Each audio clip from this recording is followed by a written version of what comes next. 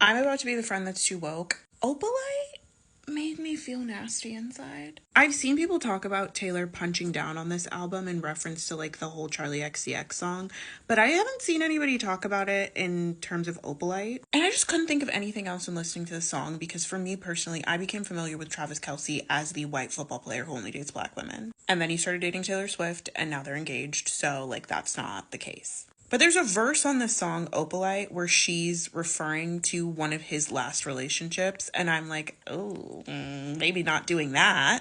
Maybe not referring to a black woman that he used to date in absentia. You as the most famous pop star in the world who is also a thin, wealthy white woman. This is the verse. You couldn't understand it, why you felt alone. You were in it for real, she was in her phone, and you were just a pose. And don't we try to love, give it all we got? You finally left the table, and what a simple thought. You're starving till you're not. Well, it would be one thing if he had been only in like private relationships and people didn't know who any of his past exes were.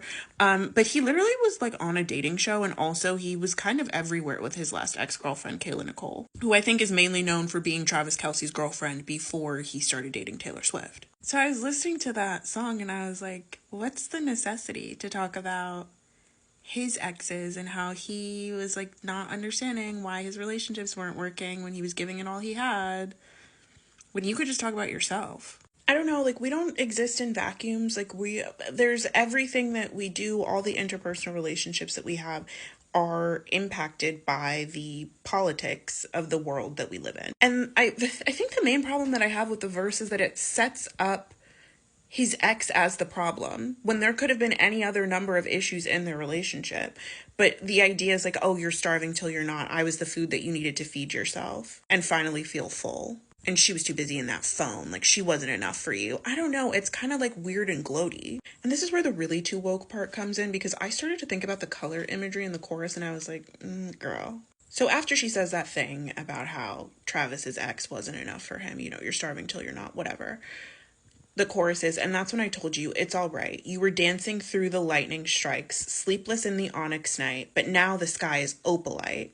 Oh my lord, never made anyone like you before. You had to make your own sunshine, but now the sky is opalite. Which is this kind of weird mixed metaphor about like the darkness of the night, which was both of their like respective past relationships, and now that they've made each other the way that like people make opalite, because opalite is a man-made stone, they're in the sunrise slash sun.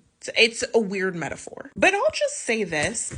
The phrase "the sun never sets on the English Empire" wasn't just impactful because it brought to mind the literal fact that like the English Empire spanned the entire globe, right? The sun would literally never set on it. It was also because of the insinuation that through bringing their whiteness to these places that they were colonizing, the English Empire was bringing light to the darkness. The onyx night, if you will. I just think that is a crazy metaphor to have in a song where you are obliquely referencing the black ex-partner of your current fiance. I feel especially off-put by like a need that some people have to like almost be like, oh, I'm better for you than your ex, or I'm better than your ex, or just like insinuate like the ghost of the ex is always in the room with us. It makes me wonder if there is like a weird sense of gratification and like joy that comes in the fact that like, oh, he spent his whole career dating all of these black women and he thought he was going to end up with one of them, but no,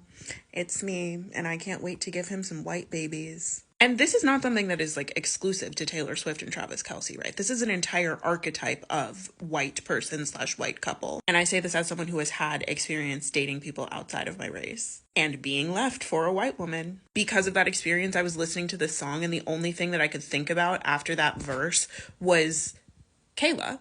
You were with this man for 4.5, 5 years, right? And then after you break up, not only do you have to keep seeing him because he's like one of the most famous football players in the country, but then he starts dating the most famous pop star in the world. And you have to watch everyone celebrate the fact that he has started dating the most famous pop star in the world. And there's this underlying implication that part of the reason that that relationship is good and worth celebrating is because she has saved him from black women that he was previously interested in. And this is an archetype of man, right? The white man who dates black women until he's ready to settle down and procreate, and then all of a sudden he pulls a white girlfriend out of his ass. There's a season 1 episode of Law & Order SVU about this. Like, this is a tale as old as time. But there was just something about that verse being included on the song that felt almost like being a sore winner, or kind of like punching down to me. And I was like, oh, I don't like this. Which is sad, because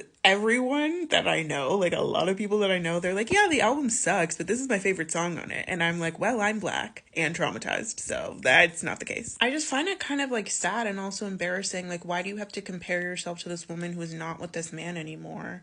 And who clearly there was something wrong in their relationship, even if it wasn't just that she was in her phone, but like, they're not together anymore for a reason. Why are you writing about her? You could have just not done that.